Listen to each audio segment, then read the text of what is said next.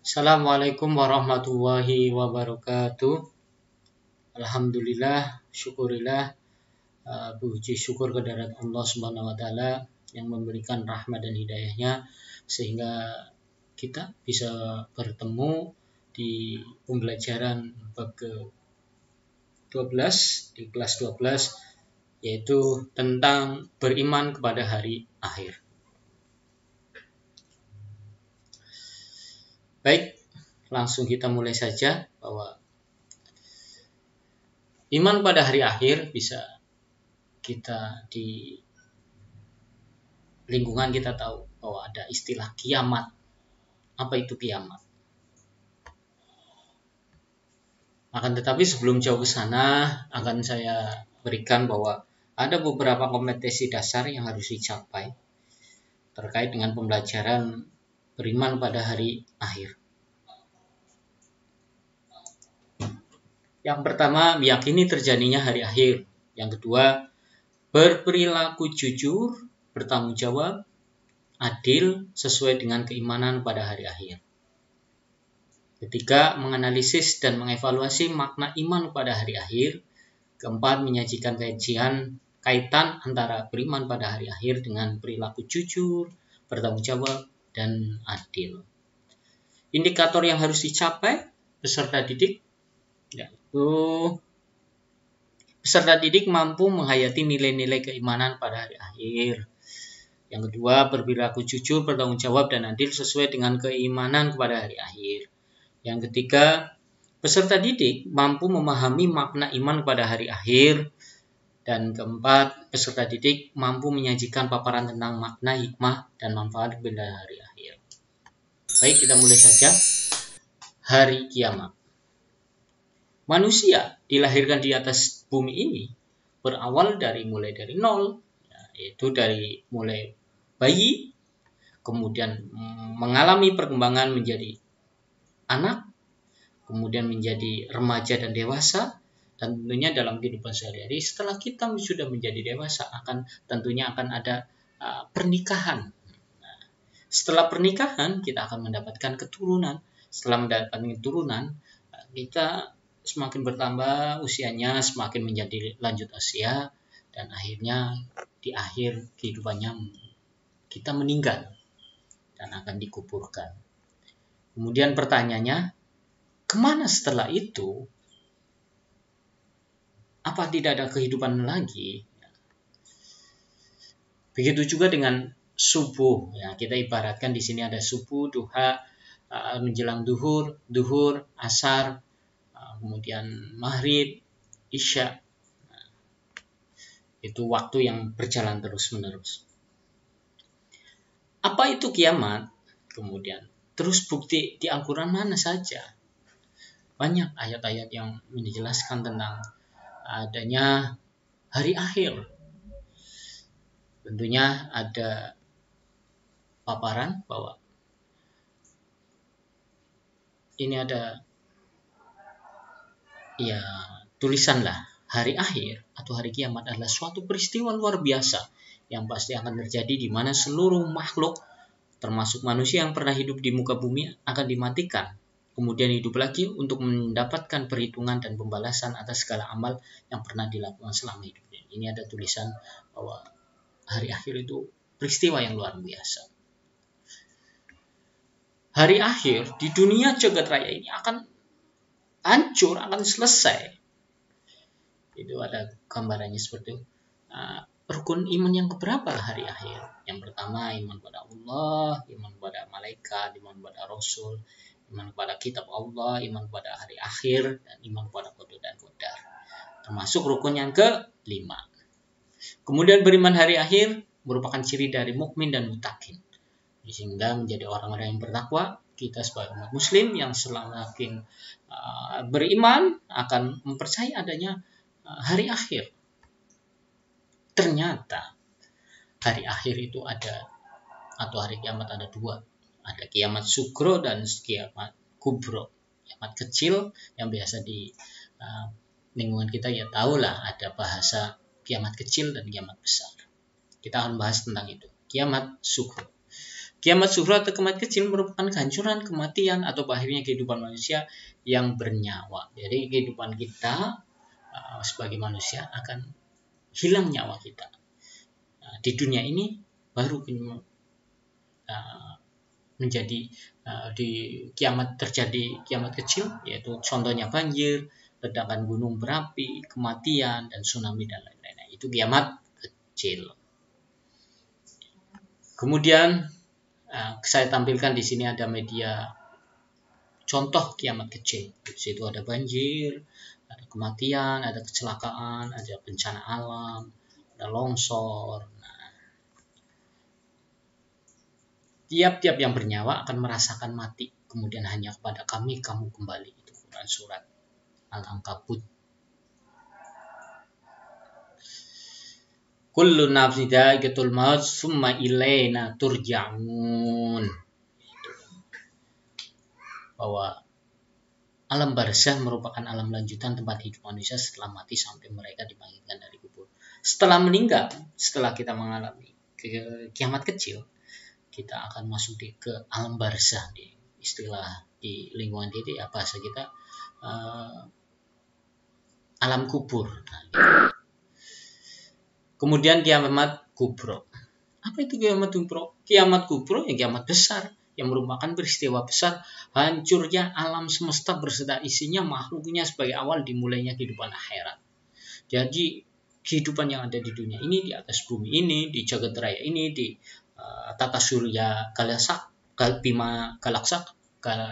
galaksi Bima Sakti. Nah, kita hidup di tata surya yang ada bulan, bumi, matahari. Nah, tata surya ini akan hancur lebur semuanya. Langit dan bumi pun akan hancur semuanya. Sehingga itulah awal kehidupan di akhirat. Kiamat pasti akan terjadi, tapi hanya Allah lah yang mengetahui kapan kiamat. Kemudian kapan tata surya ini akan hancur? Ada beberapa dalil kebenaran cadangnya hari kiamat. A'udzubillahi minasyaitonirrajim. Bismillahirrahmanirrahim. Wa anna sa'ata atiyatul la raiba fiha wa anna Allaha yub'atsuna man fil kubur. Sesungguhnya kiamat itu pastilah datang. Tidak ada yang keraguan padanya, dan bahwasanya Allah membangkitkan semua orang dari alam kubur. Setelah kehidupan di alam kubur, alam barzah, kemudian akan dibangkitkan. Gambaran kiamat kubro. Itu ada beberapa ayat yang menjelaskan tentang kiamat kubro.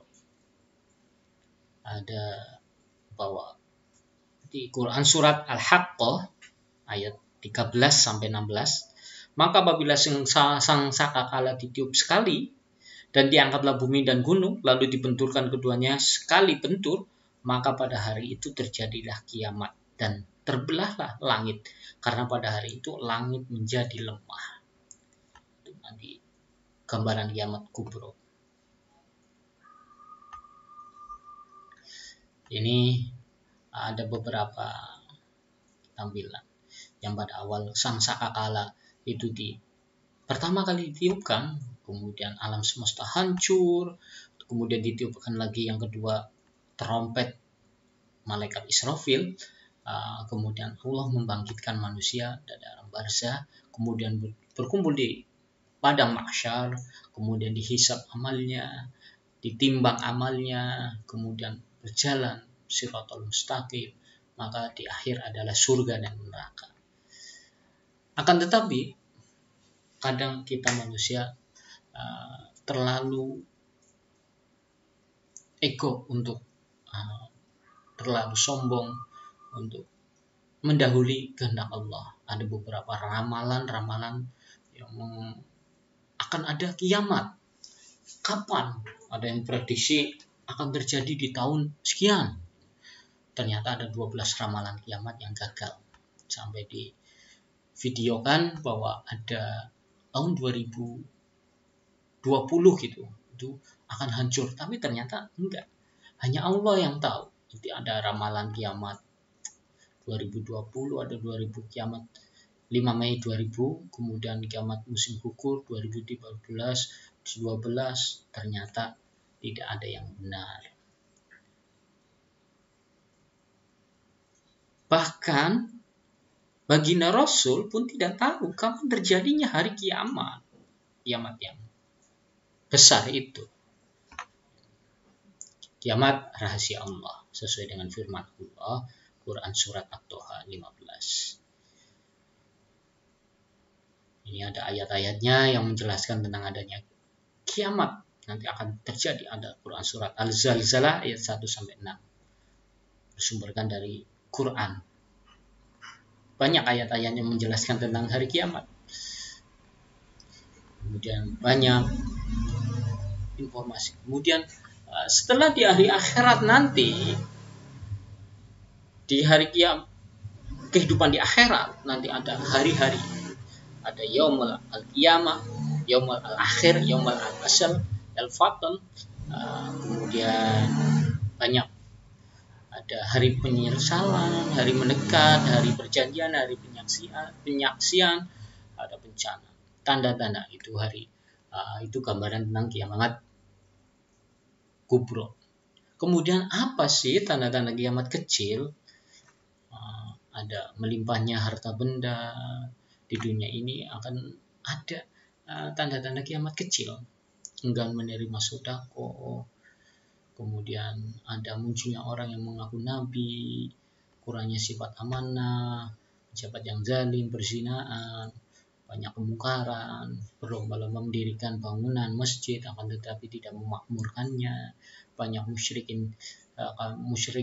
yang di kalangan umat Islam, merajalela sadisme, pemutus silaturahmi, banyak sekali. Mengucapkan salam hanya kepada orang yang dikenal, wanita pada berpakaian tetapi telanjang, banyak kebohongan informasi yang seru atau hoax,